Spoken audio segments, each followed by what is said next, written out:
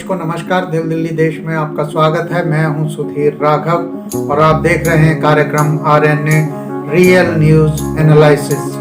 हम लगातार इस कार्यक्रम में बात कर रहे हैं सपनों पर। सपने कहां से आते हैं और कैसे आते हैं और कैसे ये सच होते हैं। आज के कार्यक्रम में हम बात करेंगे एक ऐसे सपने के बारे में जो घटना पहले घटित हुई है और उस घटना की सूचना लेकर दूत रवाना होते हैं। दूत पहुंचते हैं एक दिन बाद, लेकिन जिसको संदेश भेजा जा रहा है उसे सपना पिछली रात ही आ जाता है, वो पहले ही आ जाता है। ऐसा कैसे संभव है? इस तरह के सपने कैसे बनते हैं? ये हमारे अवचेतन में भी नहीं है। जो हमारे चेतन में भी नहीं है, जिनकी जानकारी अभी हमें मिलनी है, वो सूचना पहले कैसे हमारे पास आ जाती है। आज हम इसी पर बात करेंगे और आज हम बात करेंगे रामायण में भरत जी के सपने की। सपने कैसे सच होते हैं, पिछले वीडियो में हमने त्रिजटा के सपने की बात की थी। वह सपना भी रामायण से था और यह सपना भी रामायण से है। ये भरत जी के सपने के बारे में है। दशरथ जी की मृत्यु अयोध्या में हो चुकी है। कैकेयी ने राम के लिए वनवास मांगा है और भरत के लिए राजगद्दी। भरत उस वक्त अपने ननिहाल कैकेयी में है और अयोध्या में क्या चल रहा है उन्हें इसकी कोई जानकारी नहीं है। कैकेयी के हट पर जब राम वनगमन करते हैं सीता और लक्ष्मण के साथ, तो इस वियोग में दशरथ प्राण त्याग देते हैं। इसकी सूचना भरत तक कैकेयी पहुंचाने के लिए दूत को रवाना किया जाता है, मगर दूत अभी अयोध्या से रवाना हुआ भी नहीं है। भरत उधर कैकेयी में बहुत अनमने हैं। वो सुबह सोकर उठे हैं और बड़े दुखी हैं और उनके सखा आते हैं, उन्हें खुश करने की कोशिश करते हैं, मगर वह प्रसन्न नहीं होते, बल्कि वे अपने दुख का कारण उस सपने को बताते हैं जो उन्होंने बीती रात में करीब सुबह होने से पहले देखा है। जब रात बीत चुकी है, सुबह होने वाली है। वाल्मीकि रामायण में इस सपने का जिक्र 69वें सर्ग में किया गया है। स्वप्ने अपि सागरम शुष्कम चंद्रम च पतितम भुवि, यानी मैंने ऐसा सपना देखा है जिसमें सागर सूख गया है, चंद्रमा धरती पर गिर पड़ा है। और वो कहते हैं कि मैंने आज सपने में पिताजी को देखा है। उनका मुख मलिन है, उनके बाल खुले हुए हैं और वे पर्वत के शिखर से एक छोटे से गड्ढे में गिरे हैं जो कि गोबर से भरा हुआ है। मैंने उन्हें उस गोबर में तैरते हुए देखा है। वे अपनी अंजलि में लेकर तेल पी रहे हैं। उन्होंने हंसते हुए तिल और भात खाए हैं। पूरी पृथ्वी उपद्रवग्रस्त हो गई है, अंधकार छा गया है। महाराज के हाथी का दांत टूट गया है। लाल चंदन का तिल किए दशरथ गधे के रथ पर बैठकर दक्षिण दिशा में जा रहे हैं। एक लाल वस्त्र धारण स्त्री, जिसका मुख बहुत बड़ा राक्षस की तरह है, वो उन्हें खींचकर ले जा रही है। इस तरह से वे अपने सखाओं से आशंका जताते हैं कि ये जो सपना है इसमें बहुत सारे अपशगुन हैं। ये अवश्य ही किसी की चिता का धुआं जो है परिवार में दिखाएगा। और ठीक उसके एक दिन बाद अगले दिन अयोध्या से दूत कैकेयी पहुंचते हैं और वो संदेश देते हैं कि भरत को तत्काल अयोध्या चलना होगा। इसके आगे की कहानी रामायण की कहानी है, लेकिन हम जो चर्चा कर रहे हैं वो है कि ये सपना कैसे सच हुआ और ये सपना कैसे उन तक पहले पहुंच गया। और वो संदेश जो दूत लेकर जा रहे थे, दशरथ की मृत्यु का जो समाचार लेके जा रहे थे, वो अपशगुन बनकर किस तरह से जो है भरत तक पहुंच गया। वह किस तरह से ठीक उसी पात्र तक पहुंच गया जिसके लिए ये संदेश भेजा जा रहा था। परिजनों के इस तरह के संदेश सपनों में बहुत से लोगों को मिलते हैं और वो इस बात से आश्चर्यचकित भी होते हैं। और मनुष्य की हमेशा जिज्ञासा रही है सपनों को लेकर कि ये सपने कैसे आते हैं, कहाँ से आते हैं और कैसे सच हो जाते हैं।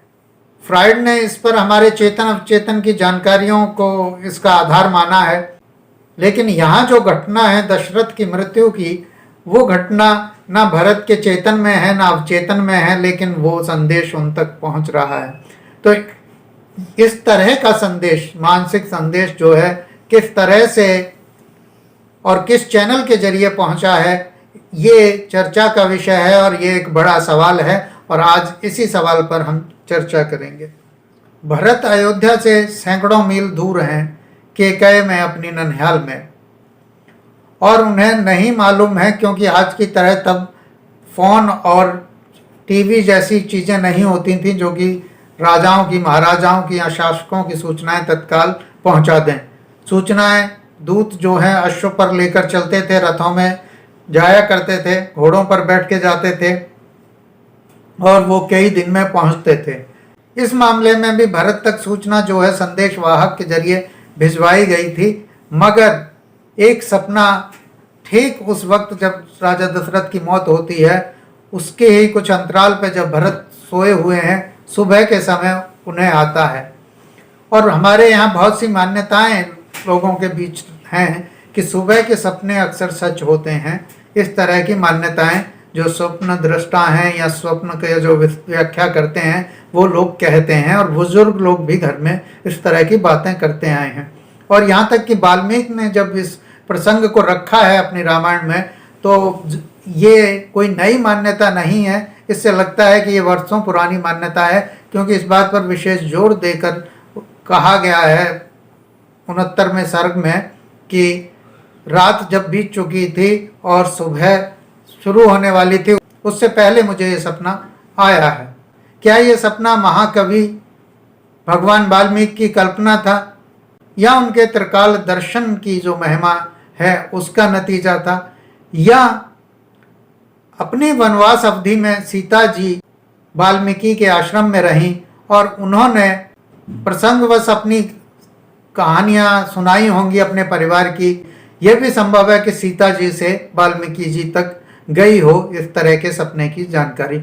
और ये सिर्फ महाकवि की कल्पना इसे नहीं कहा जा सकता, ये सपना यथार्थ में हो सकता है और ये इसके स्रोत या सूत्र हमें मिलते हैं, क्योंकि संबंध जुड़ता है कि वो सपना जो है उस सपने की व्याख्या परिवार में आकर की गई होगी कि मैंने ऐसा सपना देख लिया था पहले, और वो पूरे परिवार के लिए चर्चा की बात होगी।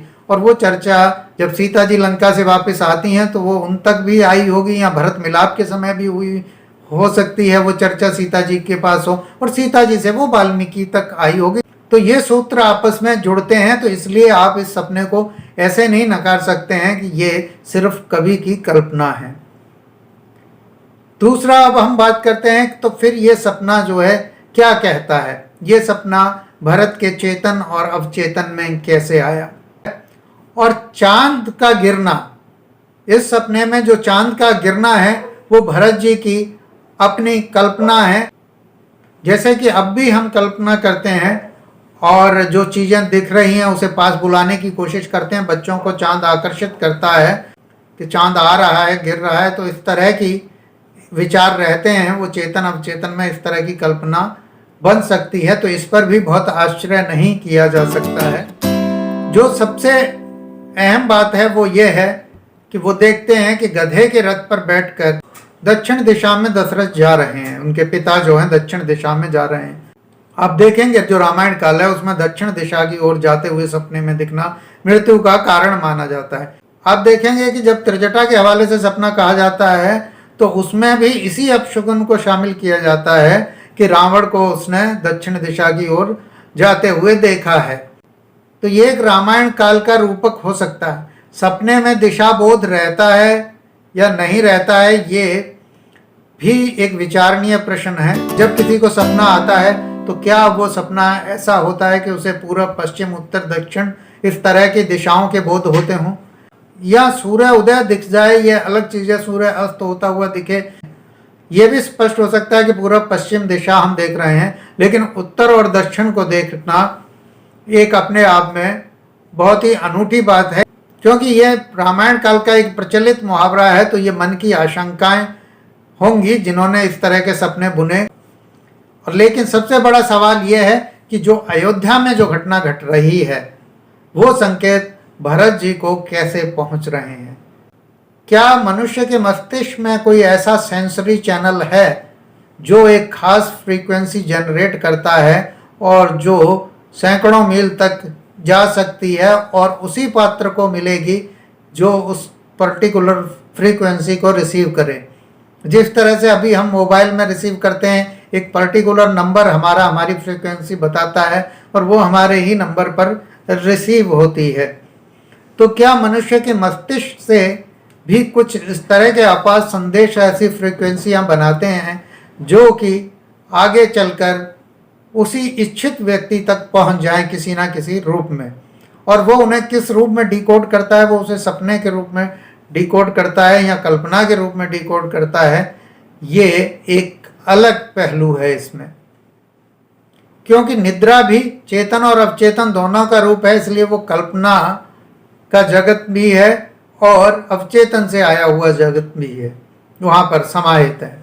और इस तरह के सेंसर चैनल को लेकर बातें लगातार कही जाती हैं और इसे टेलीपैथी कहा जाता है। हालांकि वैज्ञानिक तौर पर अभी हम उन चीज़ों को नहीं पकड़ पाए हैं जो इस तरह की फ्रीक्वेंसी पैदा करते हैं, और इस तरह की कोई फ्रीक्वेंसी होती है जो चलती है, वो शायद इतनी सूक्ष्म हो कि जहाँ तक अभी हम नहीं पहुँच पा रहे हैं। जैसे अभी कुछ समय तक हम न्यूरॉन का जो करंट था 20 मिली वोल्ट का, यानी 1 वोल्ट का भी 1000वां हिस्सा जो करंट था, उस तक भी अभी हम पिछले कुछ सालों में उसे सेंसर करने लगे हैं।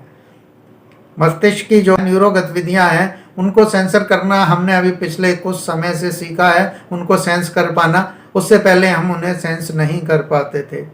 तो क्या कुछ ऐसी फ्रीक्वेंसीज हैं जो मस्तिष्क उत्पन्न करता है और जो वहाँ से निकलकर अपनी इच्छित जगहों पर जहाँ उन्हें पहुँचना है वहाँ पहुँचकर रिसीव होती हैं। जिस तरह से SOS पैदा होते हैं, खास खतरे के सिग्नल होते हैं, क्या मनुष्य का शरीर भी अपने सिग्नल बनाता है? क्या मनुष्य का मस्तिष्क भी अपने सिग्नल बनाता है और अपनी खास जगहों पर पहुंचाता है? ये विज्ञान के लिए इसका अध्ययन एक चुनौती है, ये भविष्य की चीज़ है और हो सकता है कि कभी हम उन सिग्नल्स को पकड़ सकें। तो आज दिल्ली देश में इतना ही। जल्द ही मिलते हैं फिर किसी नए और रोचक विषय पर। धन्यवाद।